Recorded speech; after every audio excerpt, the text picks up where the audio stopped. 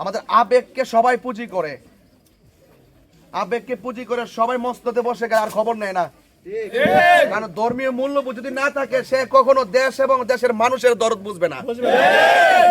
যারা শুধু ক্ষমতাই বুঝে তারা মানুষের কষ্ট বুঝে না। কথা বুঝতে পেরেছেন? এজন্য আমি চাই 3টা বিষয় আমি কাজ করব। কয়টা? 3টা। এটা আমার ওয়াদা। আসসালামু আলাইকুম ওয়া রাহমাতুল্লাহি ওয়া বারাকাতুহু। আসসালাতু ওয়াসসালামু আলাইকা ইয়া রাসূলুল্লাহ ওয়া আলা আলিকা ওয়া আসহাবিকা ইয়া রাহমাতাল লিল আলামিন। নাহমাদুহু ওয়া নুসাল্লি আলা রাসূলিল কারীম, আম্মা বাদ। আজ সন্তোষপুর ধর্মগড় ইউনিয়ন সন্তোষপুর বাইতুন নূর জামে মসজিদের সামনে এক ঝাঁক কোরআনের পাখিদেরকে সামনে নিয়ে এলাকার গণ্যমান্য মুরব্বী এবং পর্দানসীন মা বোন এবং যুবকদেরকে নিয়ে আজকে আমরা কেন এখানে একত্রিত হয়েছি আপনারা সবাই অবগত হয়েছেন। আর আমি যদিও এখানে আজকে প্রথম আসছি, কিন্তু এই এলাকাটা কিন্তু আমার জন্য পুরান না। এই এলাকাত বহুত মাহফিল আমি করছি না? হাজার হাজার লোক মাহফিল আসছে না? এই জন্য আপনাদের সাথে আমার একটা আধ্যাত্মিক সম্পর্ক আছে না? বর্তমান বাংলাদেশে যেই রকম রাজনৈতিক অস্থিরতা চলছে, প্রতিশোধের রাজনীতি, খুনের রাজনীতি, গুমের রাজনীতি এবং বরাবরের মতোই এই যে মেহনতি মানুষের যে সমর্থন নিয়ে যারাই আমরা বিগত দিনে দেখেছি দায়িত্ব পাওয়ার পরে দেখা যায় যারা অক্লান্ত পরিশ্রম করে খাইটা জান প্রাণ দিয়া তাদেরকে সমর্থন দিয়া বানাইছে, কিন্তু সমর্থনকারীদের সুখে দুঃখে কিন্তু তাদেরকে পাওয়া যায় না। আমি মনে করি আমার যে চিন্তা ভাবনাটা, আপনারা জানেন যে আমি অনেকগুলো মাহফিল বাদ দিছি না? আপনারা একটু বলেন তো, এই বিগত 2 বছরের ভিতরে রাষ্ট্রপক্ষ কোন সুন্নিদের কাউকে ডাকছে? কে ডাকছে? আমি মনে করি এটা একটা বৈষম্যমূলক আচরণ করা হয়েছে। আমরা যদি দায়িত্ব পাই, আমাদের সমাজে হিন্দু, খ্রিস্টান, বৌদ্ধ, মুসলমান, ধনী দরিদ্র যারা আছে সবাই বাস করবে, কিন্তু কাউকে আমরা মাইনাস করব না। সম্প্রীতির মাধ্যমে সবার সুখে দুঃখে পাশে থাকবো। আমরা আরেকটা জিনিস খেয়াল করছি, এই বাংলাদেশে যে রাজনৈতিক অস্থিরতা, এই অস্থিরতার মধ্যে আরেকটা অস্থিরতা হলো এই দেশে, বিশেষ করে মাধবপুর, চুনারুঘাটে শতকরা 90% সুন্নি। আপনারা বুকে হাত দিয়ে বলেন, সুন্নি হিসাবে আপনারা যে নেতা নির্বাচন করছেন, বানাইছেন জীবনে বহুত, সুন্নি হিসাবে সুন্নিদের ভোট নিয়ে আজ এত প্রতিনিধি হইল, সুন্নিদের যে মসজিদ একটা আছে, মাদ্রাসা আছে, ইমাম সাহেবরা আছে, তাদের কি সরকারি ভাবে রাষ্ট্রের পক্ষ থেকে স্পেশাল কোনো বরাদ্দ, কোনো সুযোগ সুবিধা দিছে? না। পাইছেন না আপনারা?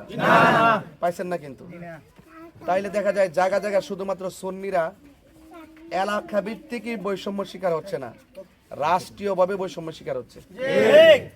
তো আমার আদর্শটা হলো, আমার চিন্তা ভাবনা হলো, এই অস্থিরতা দূর করে আমি মনে করি যারা আমাকে ভোট দিবে তারাও এই দেশের মানুষ, যারা আমাকে ভোট দিবে না তারাও আমার এই দেশের নাগরিক। ঠিক না?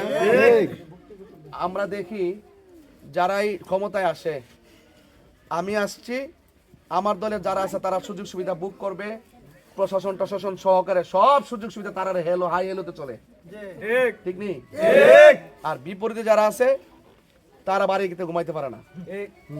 এই যে একটা প্রতিশোধের রাজনীতি, যে আমি ক্ষমতা তাইলে আমার প্রশাসন, আর যদি কেউ ক্ষমতা না আসতে পারে তার বিরুদ্ধে অ্যাকশন, অপরাধ করে 5 জন, মামলা দিয়ে 400।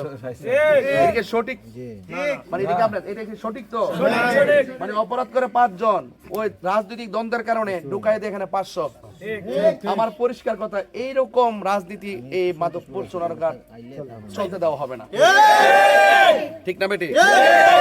এবং বাংলাদেশের এই পরিবর্তন আনতে হবে। এই বৈপ্লবিক কথাগুলো আপনাদের কণ্ঠ হয়ে সংসদে বলার জন্য আপনাদের আপনাদের দোয়া এবং আশীর্বাদ আমি চাই। এই কথাগুলো হিম্মতের সাথে বলার জন্য আমি স্বতঃস্ফূর্তভাবে চিন্তা ভাবনা নিয়ে কিন্তু মাঠে এসেছি। আপনারা আমার জন্য খাস করে দোয়া করবেন। আজকে মূলত আপনারা জানেন যে নির্বাচনী রুটম্যাপ কার্যক্রম চলতেছে। এই মাধবপুর কি আমি আপনাদের এলাকায় আর কখনো আসছি এই নির্বাচন নিয়ে? এই প্রথম আসছি, তাই না?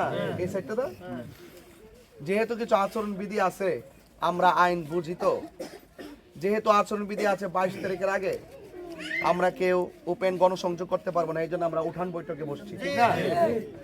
এই জন্য আপনারা স্বতঃস্ফূর্তভাবে শুধু সুন্নি হিসেবে সুন্নির জন্য না, দেশের জন্য, দেশের মানুষের জন্য রাজনীতি করতে হবে। আর এই দেশে স্বাধীনতার পর থেকে একমাত্র সুন্নিদের কাছে দেশও নিরাপদ, দেশের মানুষও নিরাপদ।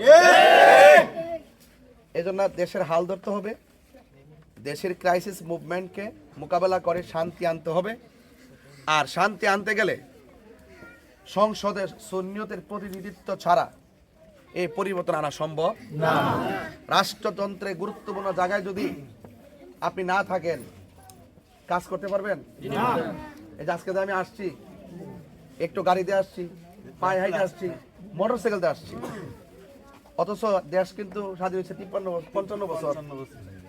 অনেক লোক আইসে গেছে না, তা আমি কিন্তু এখান থেকে হাইটে আসছি। তা আমাদের আবেগকে সবাই পুঁজি করে, আবেগকে পুঁজি করে সবাই মসনদে বসে গেলে আর খবর নেয় না। কারণ ধর্মীয় মূল্যবোধ যদি না থাকে, সে কখনো দেশ এবং দেশের মানুষের দরদ বুঝবে না। যারা শুধু ক্ষমতাই বুঝে, তারা মানুষের কষ্ট বুঝে না। কথা বুঝতে পেরেছেন? এদের আমি চাই 3টা বিষয় আমি কাজ করব। কয়টা? 3টা। এটা আমার ওয়াদা, এটা আমার প্রতিশ্রুতি, এটা আমার অঙ্গীকার। 1 নম্বর শিক্ষা নিয়ে আমি কাজ করব, 2 নম্বর স্বাস্থ্য নিয়ে আমি কাজ করব, 3 নম্বর উন্নয়ন নিয়ে কাজ করব। আপনারা কি প্রস্তুত আছেন? প্রস্তুত আছেন? হাত তুলে প্রস্তুত আছেন সবাই?